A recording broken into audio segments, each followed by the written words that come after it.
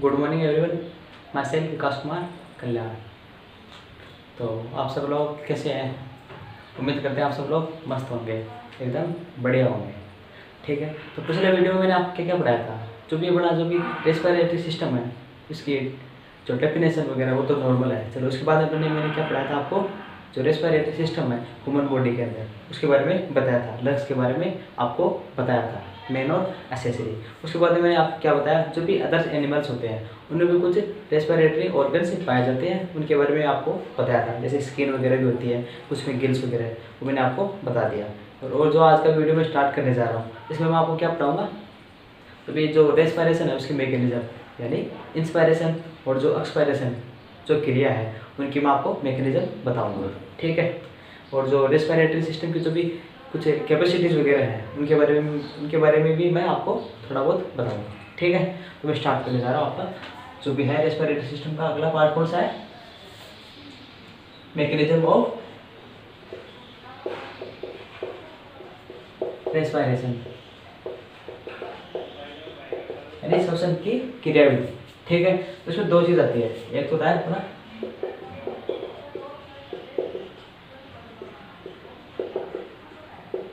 Inspiration यानी अंतर श्वसन, एक होता है अपना एक्सपायरेशन यानी निःश्वसन या फिर बहिर्श्वसन। ठीक है, यानी इसमें तो जो ऑक्सीजन गैस है वो क्या आएगी अंदर, इसमें क्या होगा बाहर। ठीक है, अब मैं आपको एक चीज़ बताता हूँ। आपने एक इक्वेशन पढ़ी होगी कभी, आदर्श गैस समीकरण इक्वल आइडियल गैस। ठीक है ना, आइडियल गैस इक्वेशन है ना आपने जो भी, तो ठीक है, P बराबर nRT। P क्या प्रेशर, V क्या वॉल्यूम। ये एक बार अपन इसको कांस्टेंट मानते हैं, कांस्टेंट होता है लगभग ये। ठीक है, अब जो P और V ये क्या हो गया कांस्टेंट। अब P और V देखो इनका रिलेशन क्या हो गया 1/P।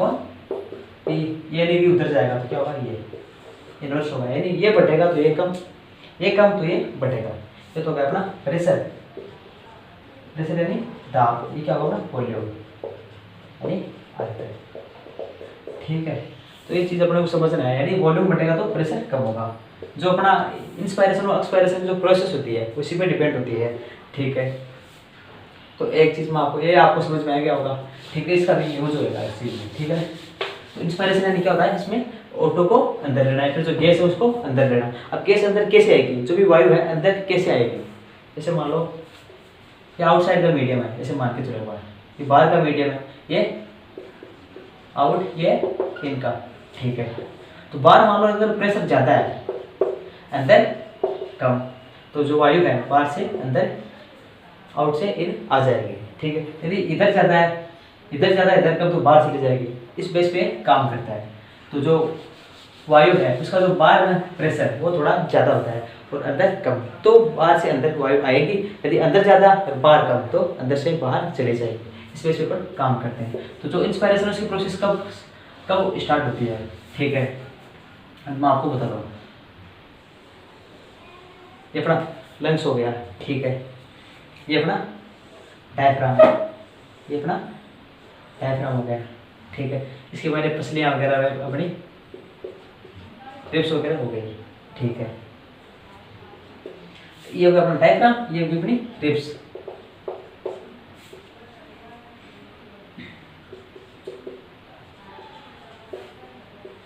ये अपना diaphragm.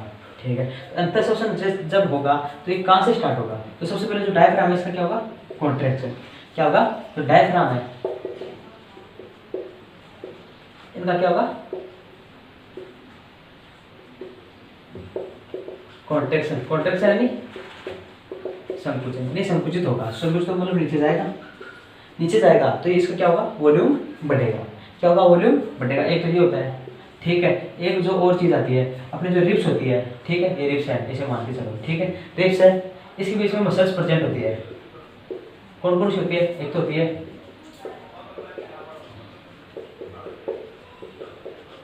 Internal intercostal muscles, external intercostal muscle.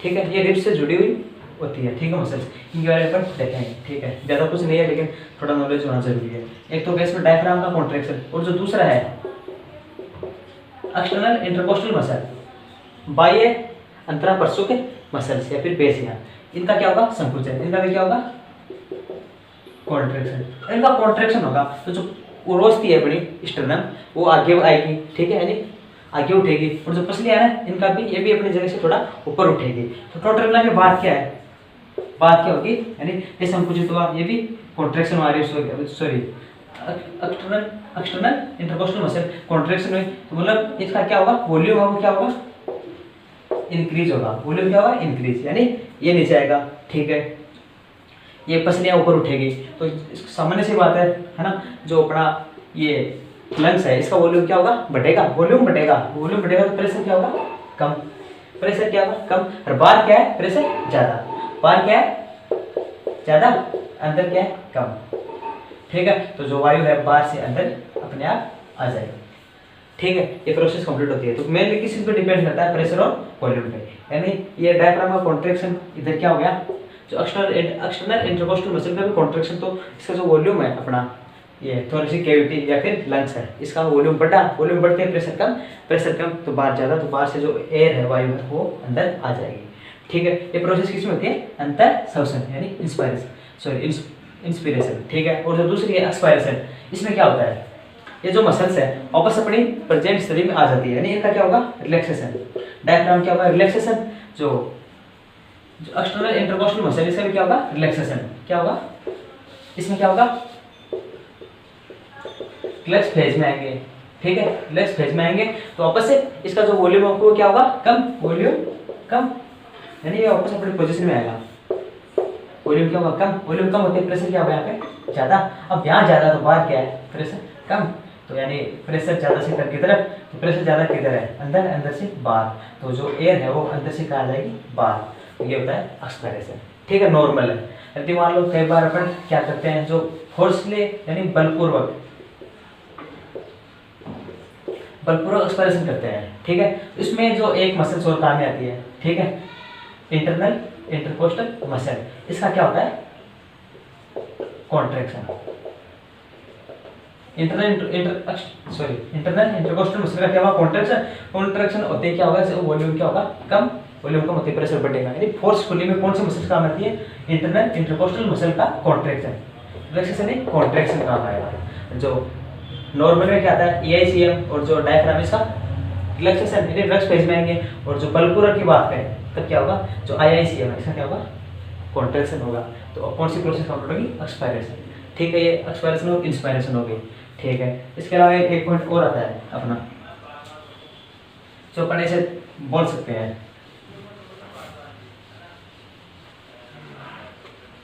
ये हमारे लिए इसमें जो मैकेनिज्म है एक्सपायरेशन, सॉरी जो mechanism of respiration expiration inspiration यही होता है, ठीक है, यानी प्रेशर और वॉल्यूम का जो कॉन्सेप्ट है वो अपने को ध्यान होना चाहिए। इसके अलावा अपन एक दो पॉइंट और पढ़ते हैं, यानी एक स्वस्थ मनुष्य 1 मिनट में कितनी बार श्वसन करता है, श्वसन लेता है 12 से 16 बार 1 मिनट के अंदर, यानी बार प्रति मिनट। जो श्वसन है उससे जो वायु निकली रेस्पिरेशन एक्सपायरेशन, जो वायु का आयतन किससे मापते हैं स्पायरोमीटर,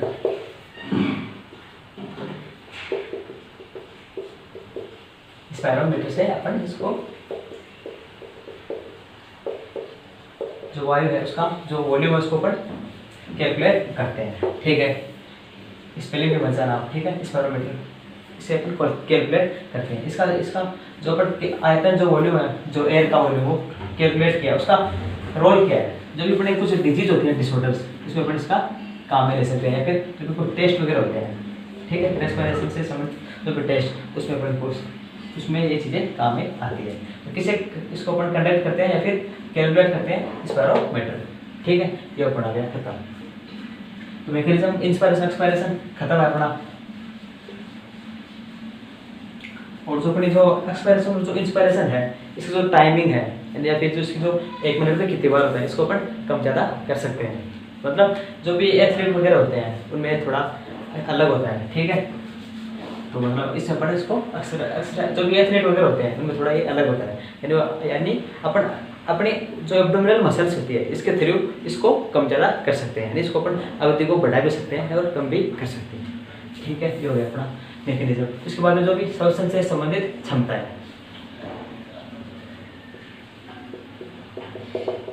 कैपेसिटीज ऑफ रेस्पिरेशन, यानी रेस्पिरेशन से जो भी क्षमता वगैरह होती है, ठीक है ना, कैपेसिटी, टाइडल वॉल्यूम, एआरओ, उसके बारे में अपन अभी स्टार्ट करेंगे। तो सबसे पहले आता है टाइडल वॉल्यूम। टाइडल वॉल्यूम क्या होता है? सबसे पहले टाइडल वॉल्यूम टीवी, ठीक है।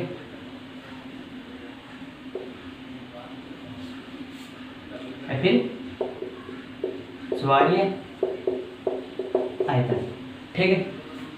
इसका मतलब क्या होता है? यानी जो नॉर्मल अपन अंतर श्वसन या फिर बहिर् श्वसन या फिर इंस्पायरेशन या फिर एक्सपायरेशन करते हैं नॉर्मल, ठीक है, उसको अपन क्या बोलते हैं?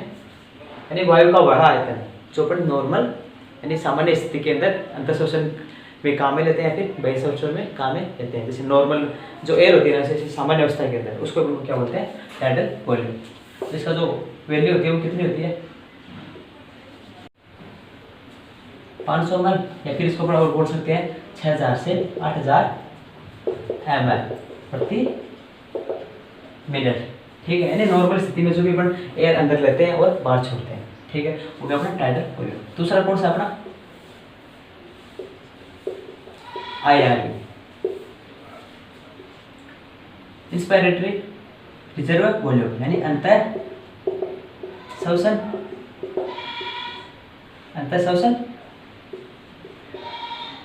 सुरक्षित आयतन, ठीक है। यानी अपन बलपूर्वक इंस्पिरेशन कर रहे हैं, यानी फोर्सली इंस्पिरेशन कर रहे हैं। जैसे मान लो फोर्सफुली, तो इसके अंदर जो वायु गई अंदर अपनी बॉडी के अंदर, उसका जो वॉल्यूम है, ठीक है, यानी बलपूर्वक अंतर श्वसन करना है ना, किसका? वायु का। जो जितनी वायु गई उसको अपन क्या बोलते हैं? IR, ठीक है, बलपूर्वक काम जाएगा। तो कितनी होती है? 2500 से 3000 ml, यानी फोर्सफुली। और जो ERV होता है, एक्सपायरेटरी रिजर्व वॉल्यूम, निर्श्वसन या फिर बहिर्श्वसन सुरक्षित आयतन, तो इसमें भी क्या है? फोर्सफुली। क्या आता है इसमें भी? फोर्सफुली, यानी फोर्सफुली वायु का वह आयतन जो फोर्सफुली या फिर बलपूर्वक अपनी बॉडी से अपन बाहर निकालते हैं, ठीक है, बलपूर्वक निकालना है इसमें बाहर, ठीक है। तो क्या हो गया? ये था 1000 से 1100 ml, ठीक है, ये हो गया ERV। फिर एक और आता है रेजिडुअल वॉल्यूम, अवशिष्ट आयतन। तो क्या होता है? जैसे मैंने बलपूर्वक जो वायु है वो बाहर निकाले, तो उसके बाद में कुछ वायु का जो वॉल्यूम है, आयतन, थोड़ा बहुत फेफड़ों में मतलब रुक जाता है या फिर थोड़ा बहुत रह जाता है, ठीक है, उसको अपन क्या बोलते हैं? रेजिडुअल वॉल्यूम, अवशिष्ट आयतन। उसकी वैल्यू कितनी होती है? यानी बलपूर्वक एक्सपायरेशन करने के बाद में जो भी वायु का जो आयतन है वो फेफड़ों में रह जाता है, उसका जो वॉल्यूम है उसको अपन क्या बोलते हैं? Residual volume. वो कितना होता है अपना? 1100 से 1200 ml, ठीक है। ये हो गया फिर अपने कुछ वॉल्यूम वगैरह। अब इनको जोड़ के अपन कुछ कैपेसिटी या फिर क्षमताएं निकालते हैं, ठीक है, करते हैं। तो टाइडल वॉल्यूम तो 500 ml हो गया। जो IRV है वो कितना हो गया? 2500 से 3000, और जो ERV है वो 1000 से 1100, और जो रेजिडुअल वॉल्यूम है वो कितना हो गया? 1100 से 1200, ठीक है। अब बात करेंगे कैपेसिटी। सबसे पहले अपनी कैपेसिटी आती है इंस्पायरेटरी कैपेसिटी, यानी अंतर श्वसन क्षमता,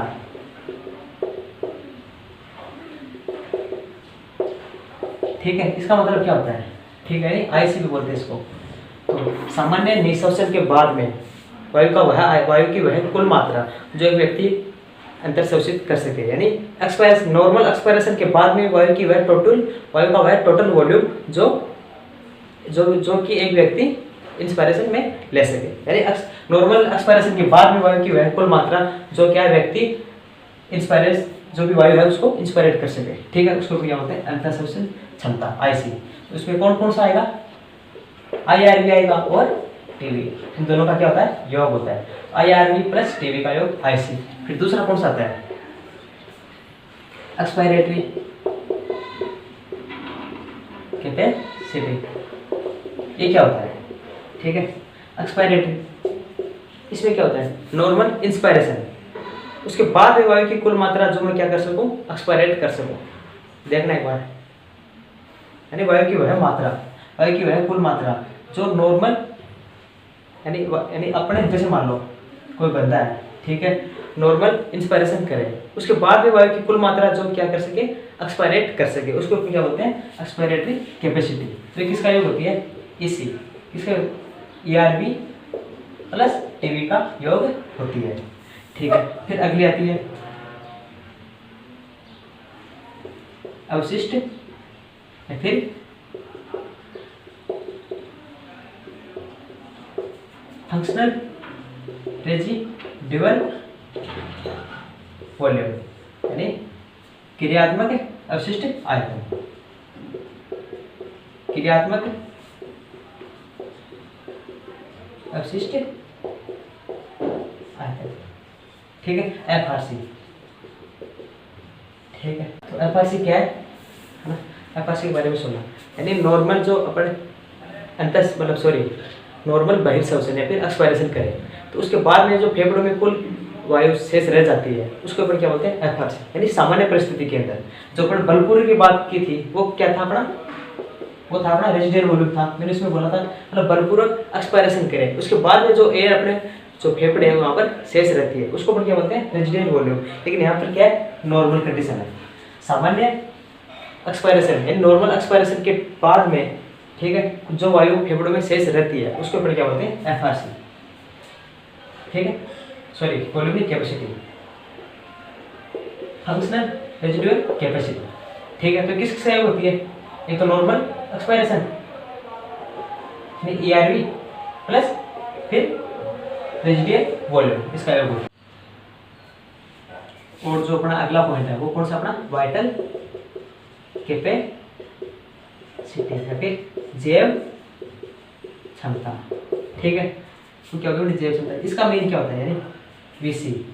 ये क्या होती है, यानी बलपूर्वक निःशोषण के बाद में, यानी बलपूर्वक एक्सपायरेशन यानी फोर्सफुली एक्सपायरेशन के बाद में वायु की वह अधिकतम मात्रा जो कि क्या, जो कि एक व्यक्ति अंतःशोषित या फिर इंस्पायरेशन में काम में ले सके। यानी फोर्सफुली तो एक्सपायरेशन होगा, उसके बाद में क्या होगा, वायु की कुल मात्रा जो क्या एक व्यक्ति अंतःशोषित यानी इंस्पायरेट कर सके, उसके ऊपर क्या बोलते हैं, वाइटल कैपेसिटी। तो इसमें किस किसका योग आएगा, IRV plus ERV plus TV, इन तीनों का योग आएगा। तो ये कौन सा आ गया अपना VC।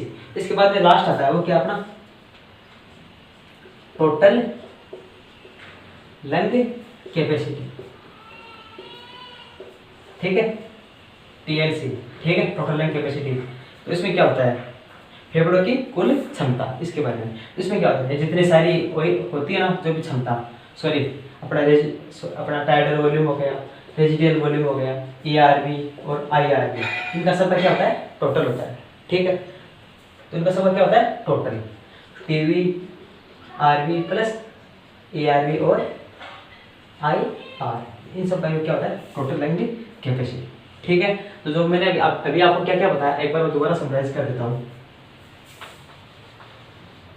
ठीक है, सबसे पहले टाइडल वॉल्यूम 500 ml, सामान्य यानी नॉर्मल कंडीशन के अंदर कितनी वायु पर अंदर लेते हैं, कितनी बार छोड़ते हैं। ठीक है, वो तो क्या हुआ, TV 500 ml।